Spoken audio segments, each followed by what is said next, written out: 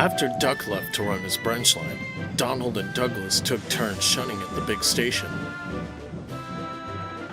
The trucks and coaches gave them no trouble, and the yard was kept shipshape. The other tender engines were grateful. They didn't like shunting one bit. One afternoon, Douglas was taking on water when Gordon puffed in with the express. Douglas took the coaches to the carriage shed. As he did, a thought struck him. Where's your special coach? Afraid you've lost it again? Oh, did it be daft? I haven't seen it for years. It just vanished. Strange coach it was, too. Stuck out like a sore buffer on my express. It's likely long gone by now. Douglas shuddered. The thought of scrap sent shivers through his frames. That evening, Douglas was shunting after the last train had gone. Mist hung low over the rails, and save for the occasional owl, all was quiet. Douglas was still pondering the special coach's disappearance. It couldn't have been my fault, could it? The passengers were upset. What if it was scrapped because of me? Douglas was so preoccupied, he hadn't realized where he was. He'd ventured into the deepest, loneliest part of the yard. Light flickered all around, and an eerie stillness blanketed the sidings. He was just leaving the trucks when... What was that? His eyes settled on a dark shape.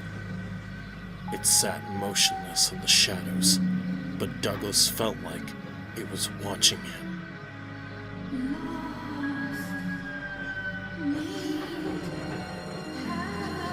Who's there?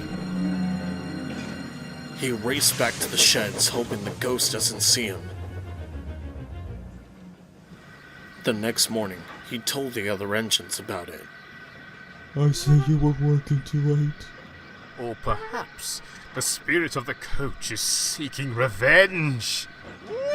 Gordon wailed in a ghostly, teasing manner.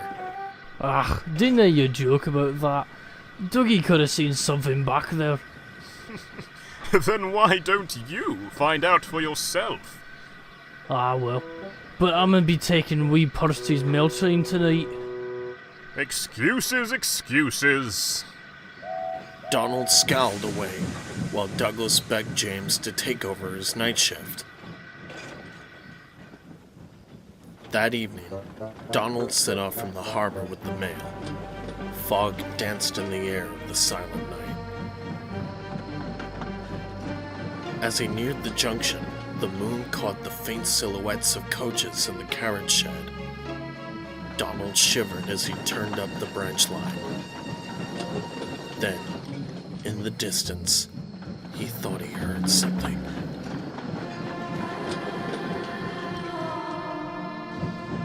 Oh, it's just the wind.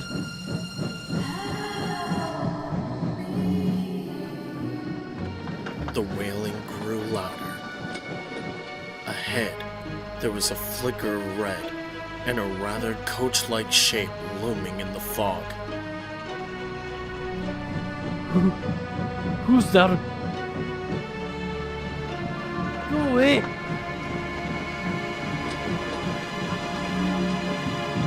Didn't come for me, you spooky! No need to be rude. It's only me. There was Mavis, idling in the dark. Her driver held a red lantern.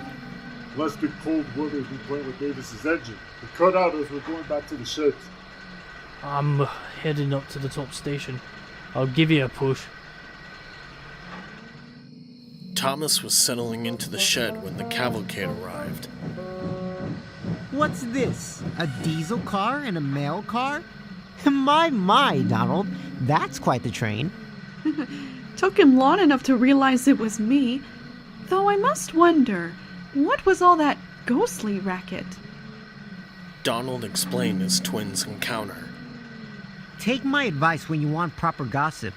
Don't listen to Gordon. He may pull the express, but he's barely so much as looked in the carriage yard.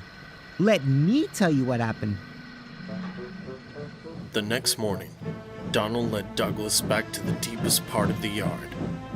I didn't like this, Donald. I'll tell you what I saw. Oh, quit your beveling and come on with ya. You'll see. Suddenly, There it is. sat back at the end of the sightings was the special coach. Help. Lost. Look at that. She's sleep talking. So that's what I heard. With a startled snore, the coach awoke. Oh, good morning. Forgive me, but I don't usually have visitors. I thought I'd been forgotten. What are you doing here? The passengers complained that I wasn't as comfortable as the other coaches, and all those express runs wore me down. I was put aside for maintenance, but just kept pushed further and further into the yard. And now here I am. She sighed and looked at her buffers. How I'd love to be useful again. I may have forgotten you once, but Donald and I will make sure that didn't happen again. And I know how we can get back at Gordon. Some nights later, Gordon arrived at the workstation with his evening express. It was a calm night, and save for the passengers, there wasn't a sound to be heard. Until...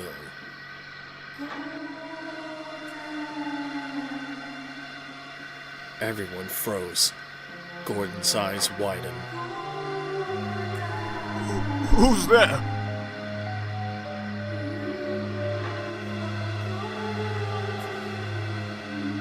I...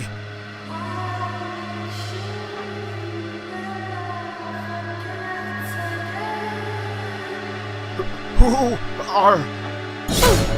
Oh, heavens! Help! It's only me.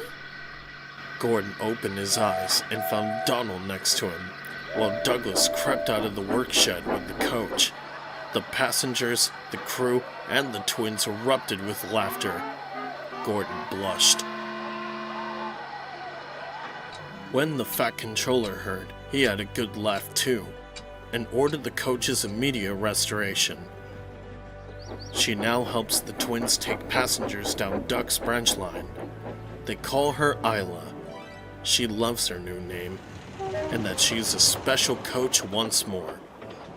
She likes a bit of fun too, and never misses a chance to ooh eerily when the express passes. Gordon doesn't answer. He now finds the subject of ghosts quite undignified.